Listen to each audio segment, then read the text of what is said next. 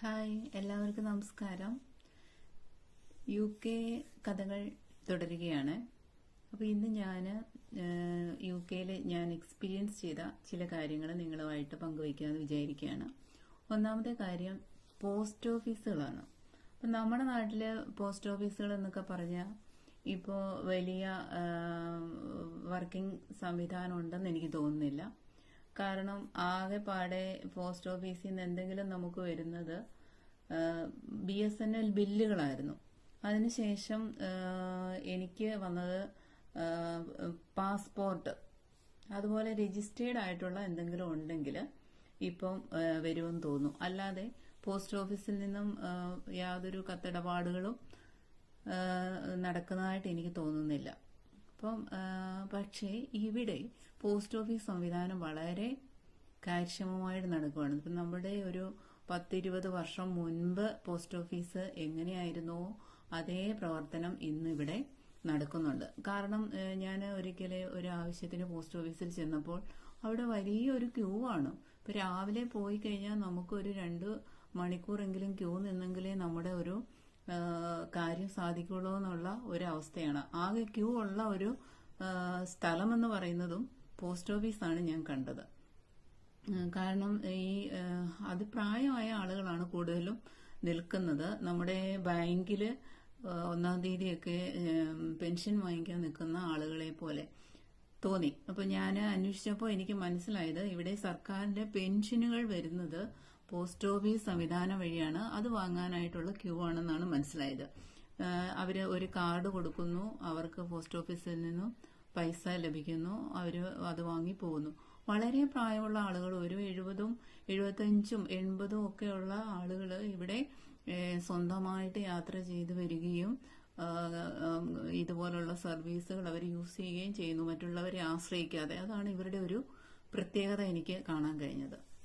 പിന്നെ രണ്ടാമത് ഒരു കാര്യം ഞാൻ നിരീക്ഷിച്ചതെന്ന് പറയുന്നത് ഇവിടുത്തെ ഗതാഗത സൗകര്യങ്ങളാണ്. അപ്പോൾ എല്ലാവർക്കും തന്നെ വാഹനങ്ങൾ കാണും. ഒരുമാതിരി സെറ്റിൽഡ് ആയിട്ടുള്ളവർക്കെല്ലാം നമ്മളെ പോലെ ഇപ്പം പുതിയതായിട്ട് വന്ന് പഠനവും ജോലിയൊക്കെ ആയിട്ടുള്ള താൽക്കാലിക ആൾക്കാർക്ക് മാത്രമേ വാഹനങ്ങൾ ഇല്ലാതെ ഉള്ളൂ. അല്ലാതെ എല്ലാവരും തന്നെ സ്വന്തമായി കാർ ഉപയോഗിച്ചാണ് നടക്കുന്നത്. കാറെന്ന് പറഞ്ഞു കഴിഞ്ഞാൽ എല്ലാ ലക്ഷറീസ് കാറുകളും ഇവിടെ നമുക്ക് കാണാം. കൂടുതലും കാണുന്നത് BMW, ഓഡി, ബെൻസ് അങ്ങനെയുള്ള കാറുകളൊക്കെ കാണാം. അത് കാറുകളെല്ലാം ഇവിടെ പാർക്ക് ചെയ്യുന്നു. വീടുകൾക്ക് ഫ്രണ്ടില് പാർക്കിംഗ് സൗകര്യങ്ങളൊന്നുമില്ല നമ്മുടെ നാടുകളിലുള്ളതുപോലെ. അതുപോലെ വലിയ ബംഗ്ലാവുകൾ പോലുള്ള നമ്മുടെ നാട്ടിലെ പോലെ 2000-ഉം 3000-ഉം സ്ക്വയർ ഫീറ്റ് വീടുകളുമില്ല. ഓരോ വീടുകളും ഗവൺമെന്റിന്റെ ഒരു നിശ്ചിത നിർദ്ദേശമനുസരിച്ച് മാത്രം പണിതിട്ടുള്ളതാണ്. എല്ലാ വീടുകളും, ഒരു സ്ട്രീറ്റിലുള്ള എല്ലാ വീടുകളും ഒരേ മോഡലിലായിരിക്കും. 2 റൂമുകളും ഒരു കിച്ചൺ, ഒരു ഡൈനിങ്, ആ നിലയിലുള്ളതാണ് ഒരു നിരക്കുള്ള വീടുകൾ എന്നുണ്ടെങ്കിൽ ആ സ്ട്രീറ്റിലുള്ള വീടുകളെല്ലാം അതേ ക്രമത്തിലുള്ളതായിരിക്കും. മറ്റൊരിടത്തുള്ളത് കുറച്ചും കൂടെ സൗകര്യമുള്ളതാണ്. 3 ബെഡ്റൂമുള്ള വീടുകളാണെങ്കിൽ ആ സ്ട്രീറ്റിലുള്ളതെല്ലാം അതേ കൺസ്ട്രക്ഷൻ രീതിയിൽ ഉള്ളതായിരിക്കും. അങ്ങനെയാണ് ആ ഓരോ സ്ട്രീറ്റുകൾക്കുമുള്ള പ്രത്യേകതകൾ. ആ വീടിന്റെ സൗകര്യങ്ങൾ അനുസരിച്ചാണ് ഓരോ സ്ട്രീറ്റുകൾക്കും പ്രത്യേകത.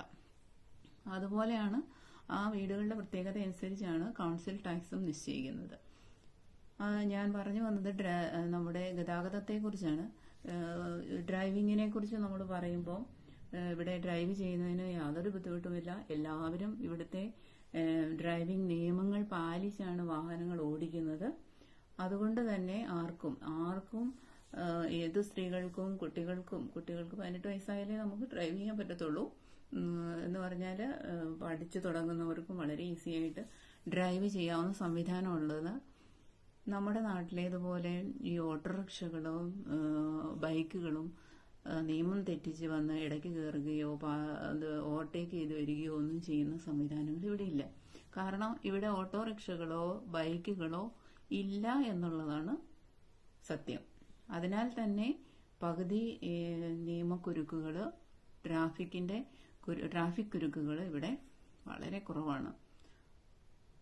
പിന്നെ ഒന്നുള്ളത് ഞാൻ ഈ പറഞ്ഞതുപോലെ നമ്മുടെ കൺസ്ട്രക്ഷൻ രീതികളാണ്. അതെല്ലാം ഓരോ വീടുകളും നിർമ്മിക്കുന്നത് സർക്കാരിന്റെ നിയമം അനുസരിച്ചുള്ള വീടുകളാണ് ഇവിടെ നിർമ്മിക്കുക. ആർക്കും സ്വന്തമായിട്ട് നിർമ്മിക്കുന്ന സംവിധാനങ്ങളില്ല. അങ്ങനെ എനിക്ക് മനസ്സിലാക്കാൻ കഴിഞ്ഞില്ല. കാരണം ഒരേ സ്ട്രീറ്റിലുള്ള വീടുകളെല്ലാം ഒരേ രീതിയിലായിരിക്കും. എന്നാൽ ഇവിടെ എനിക്ക് 10 സെന്റ് സ്ഥലം വാങ്ങിച്ച് ഇവിടെ എന്റെ രീതിയിൽ അമ്പരചുംബിയായ ഒരു കെട്ടിടം അങ്ങ് പണിതേക്കാം എന്ന് നമുക്ക് തീരുമാനിക്കാൻ പറ്റില്ല. ഗവൺമെന്റ് എന്ത് പറയുന്നു, ഈ സ്ഥലത്ത് നിങ്ങൾക്ക് ഇന്ന രീതിയിൽ ഒരു വീട് പണിയാനേ പറ്റൂ എന്ന് ഗവൺമെന്റ് നിശ്ചയിച്ചിട്ടുണ്ട്. ആ രീതിയിലേ നമുക്ക് പണിയാൻ പറ്റുള്ളൂ. പിന്നെ ബംഗ്ലാവുകൾ, ബംഗ്ലാവുകൾ എന്ന് പറയുന്ന വീടുകളുണ്ട്. വലിയ കൂടുതൽ വിശാലമായ സ്ക്വയർ ഫീറ്റുകളുള്ളത്. പക്ഷേ അത് വളരെ എക്സ്പെൻസീവ് ആയിട്ടുള്ള വീടുകളാണ്. പിന്നെ ഇവിടെ ബ്രിട്ടീഷുകാർ വളരെ മിതമായ രീതിയിൽ വീടുകൾക്കൊക്കെ ചെലവ് ചെയ്യുന്ന ആൾക്കാരാണ്. നമ്മുടെ നാട്ടിലേതുപോലെ ഭയങ്കരമായിട്ടുള്ള കെട്ടിടങ്ങൾ പണിത് മറ്റുള്ളവരെ മോടി കാണിക്കുക എന്നുള്ള ഒരു സംവിധാനം ഇവിടുത്തെ ഉള്ളവർക്കില്ല. പിന്നെയും കണ്ടിട്ടുള്ളത് നമ്മുടെ നാട്ടിൽ നിന്നൊക്കെ വന്നിട്ടുള്ള ഇന്ത്യൻസും കേരളീയരും ആയിട്ടുള്ള ആളുകൾ, അവര് വീടുകൾ വാങ്ങിച്ചിട്ട് ഈ ബ്രിട്ടീഷുകാരെ തോൽപ്പിക്കുന്ന രീതിയിൽ വീടുകളൊക്കെ പണിത് അല്ലെങ്കിൽ അതുപോലെ സംവിധാനത്തോടെ ജീവിക്കുന്നത് കണ്ടിട്ടുണ്ട്. അങ്ങനെയുമുള്ള വീടുകൾ ഇവിടെ ഉണ്ട്. പിന്നെ മറ്റൊന്ന് ഞാൻ ഇവിടെ കണ്ടെത്തിയത് എന്ന് പറഞ്ഞു കഴിഞ്ഞാൽ ഇവിടുത്തെ ക്രിസ്മസ് ആണ് കേട്ടോ. ഇപ്പോൾ ക്രിസ്മസിന്റെ സീസണാണ്. ക്രിസ്മസ് ഇവിടെ വളരെ ആഘോഷമാണ്. ക്രിസ്മസും ന്യൂ ഇയറും.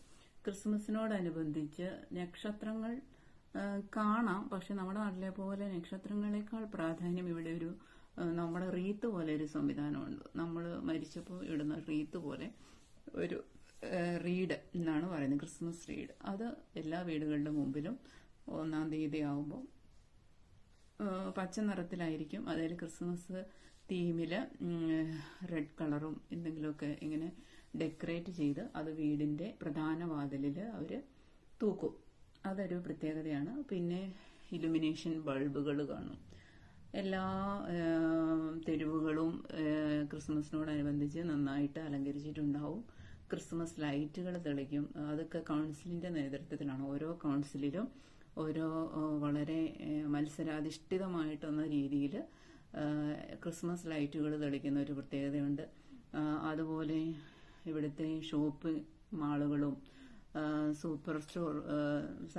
സൂപ്പർ മാർക്കറ്റുകളും ഒക്കെ വളരെ സജീവമാണ്. ക്രിസ്മസിനോടനുബന്ധിച്ച് അവിടെയൊക്കെ ചെന്ന് കഴിഞ്ഞാൽ ക്രിസ്മസിൻ്റെതായ തീമില് ഒരുപാട് സാധനങ്ങൾ, ആളുകളൊരു ഷോപ്പിംഗ് അനുഭവം കാണിക്കുന്ന ഒരു സമയമാണ് ക്രിസ്മസ് എന്ന് പറയുന്നത്. അതുപോലെ തന്നെ നമ്മുടെ നാട്ടിലെ ഓണത്തിന് ബോണസ് കൊടുക്കുന്നു എന്നതുപോലെ ഇവിടെ ക്രിസ്മസിന് ആണ് ഓരോ എംപ്ലോയീസിനും ബോണസ് കൊടുക്കുന്നത്. ഇപ്പൊ ക്രിസ്മസിന് അവർ ജോലി ചെയ്യുന്ന സ്ഥാപനങ്ങളിൽ നിന്ന് എന്തെങ്കിലുമൊക്കെ ഗിഫ്റ്റുകളും പ്രത്യേകമായിട്ട് എന്തെങ്കിലുമൊക്കെ ലഭിക്കുന്നത് ക്രിസ്മസിനാണ്. നമ്മുടെ നാട്ടിൽ ഓണത്തിന് ആണല്ലോ കടകളിലാണേലും നമ്മൾ കൂടുതലും പർച്ചേസും ഷോപ്പിംഗ് ഒക്കെ നടത്തുന്നത് ഓണത്തോടനുബന്ധിച്ചാണ്. എന്ന് പറഞ്ഞ പോലെ ക്രിസ്മസ് ഇവിടെ എല്ലാവരുടെയും മനസ്സിൽ ഭയങ്കര ഒരു ആഘോഷം കൊടുക്കുന്ന ഒരു ഈവന്റ് ആണ് ഇവിടെ ക്രിസ്മസ്.